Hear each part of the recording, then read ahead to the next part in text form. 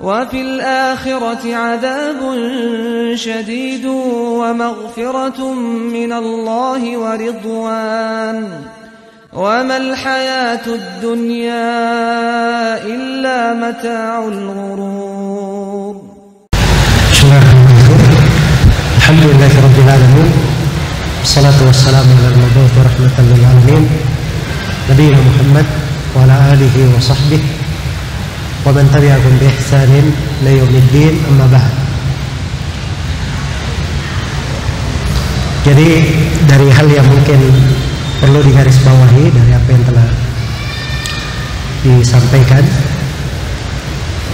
bahwa kalau kita melihat kepada sejarah hidup orang-orang yang mengukir sejarah di tengah umat ini, itu tampak kelihatan dengan sangat jelas bahwa mereka hidup itu dengan sebuah konsep berpikir sesuai dengan ajaran Rasulullah Sallallahu Alaihi Wasallam.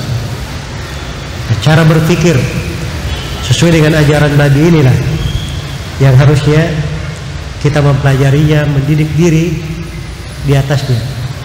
Seperti tadi yang mungkin bisa digambarkan ya, bagaimana cara mereka memandang kehidupan dunia itu sebagai lahan untuk berbuat ketaatan. Apa-apa yang dilakukan di kehidupan dunia, walaupun itu misalnya ujian, cobaan, kita harus bekerja, berusaha, ada perniagaan ataupun ada kegiatan, tetapi kita bisa mencari lahan-lahan ketaatan, pintu-pintu kebaikan, hal-hal yang bisa mengantar kita kepada surga Allah Subhanahu wa ta'ala. Iya. Dan memang dunia itu kalau kita niatkan untuk mencarinya, fitnahnya Allah mudahkan seorang itu dapat dunia kalau memang dia hidup untuk itu. Karena itu Allah berfirman di 3 tempat dalam Al-Quran, dan di 3 tempat ini semua ayatnya diawali dengan mangkana. Di surah Hud, di surah Al-Isra, dan di surah Asy-Syura. Ya, saya bacakan ayat di surah Hud. Allah Subhanahu wa ta'ala berfirman, "Man kana yuridul hayatad dunya wa zinataha nuwaffi ilaihim a'malakum fiha wa hum fiha la yubkhasun. Ulaika alladziina laysa lahum fil akhirati illa an-nar wa habita ma sana'u fiha wa batilun ma kanu ya'malun." Barang siapa yang menghendaki kehidupan dunia dan perhiasannya, maka kami akan cukupi dia di dalam kehendaknya. Mereka akan diberi secara lengkap dan tidak akan dikurangi. Ini peringatan ya. Jangan sampai seorang itu beribadah untuk mencari dunia. So, kalau dia beribadah, beraktivitas guna mencari dunia, Allah beri fitnah, dunia diberi betulan. Iya. So, kalau sholat 4 rakaat duha supaya rezekinya dilapangkan betul rezeki.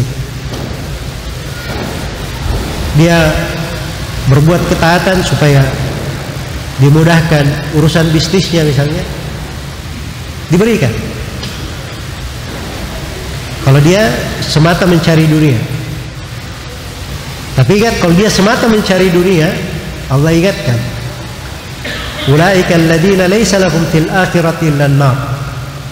Mereka ini adalah orang-orang yang tidak ada bagiannya di akhirat kecuali neraka.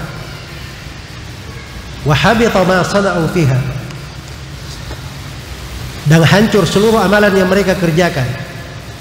Wa batilun ma kanu ya'malun. Dan batillah segala perkara yang mereka perbuat. Iya. Ini mengkhawatirkan ya, tapi ini pembahasannya kalau seorang melakukan ibadah murni mencari apa? Dunia. Jadi perlu saya ingatkan sebab banyak orang keliru di situ.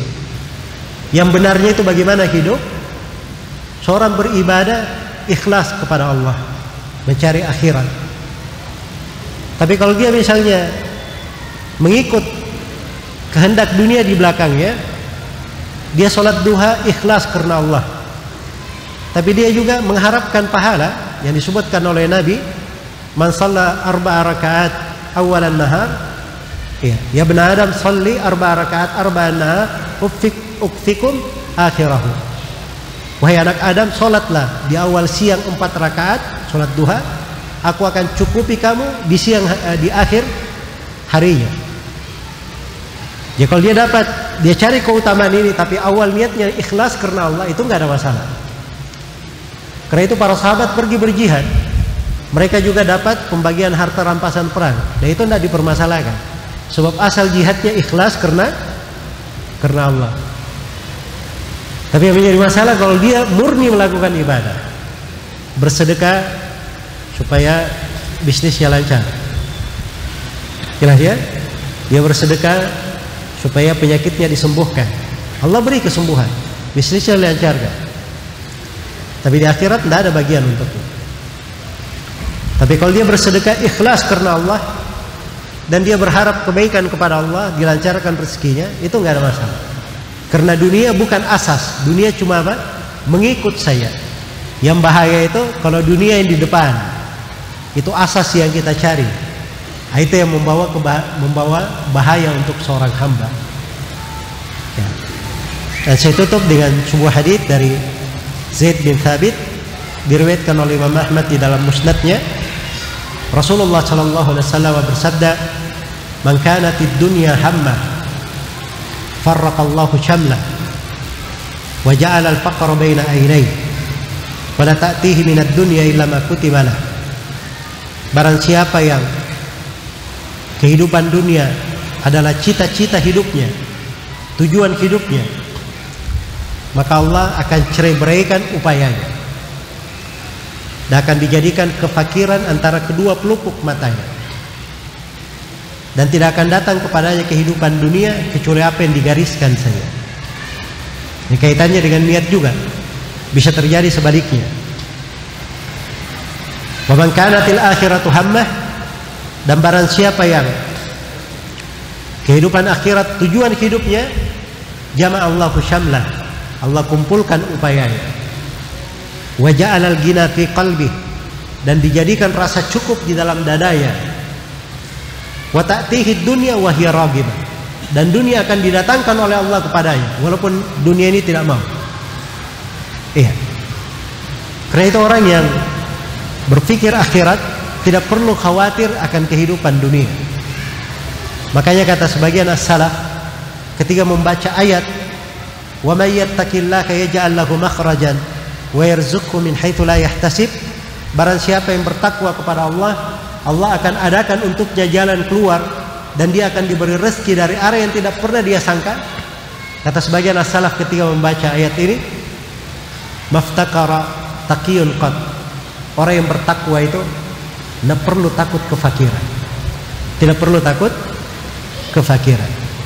Semoga Allah Subhanahu wa taala memberkahi kita semua di dalam kehidupan ini, membimbing kita semua untuk bisa lebih memperdalam agama ini, mempelajarinya agar kita ada bekal-bekal yang bisa diamalkan. Dan semoga Allah memudahkan untuk kita semua segala kebaikan di dunia dan di akhirat, dan menjauhkan kita semua dari segala kejelekan di dunia maupun di akhirat. Dan semoga Allah mengampuni dosa-dosa kita, dosa-dosa kedua orang tua kita, dan dosa-dosa siapa yang kita cintai dari keluarga dan saudara-saudara kita. Dan semoga Allah Subhanahu wa taala mengumpulkan kita semua di rumah kemuliaan kelak di kemudian hari, di sorga yang penuh dengan kenikmatan, bersama Nabi kita Nabi Muhammad sallallahu alaihi wasallam dan para sahabatnya. Innahu waliyyu dzalika wal qadiru alaih, wallahu taala alam. Dan saya berterima kasih kepada bapak-bapak takmir masjid dan seluruh kawan-kawan atas kesempatan yang telah diberikan. Semoga Allah Subhanahu wa taala melipat gandakan pahala untuk semuanya. Subhanakallahumma wa bihamdik, asyhadu an la ilaha illa anta, astaghfiruka wa atubu ilaik. Subhana rabbika rabbil izzati amma yasifun, wa salamun alal mursalin, walhamdulillahi rabbil alamin. Wassalamualaikum warahmatullahi wabarakatuh.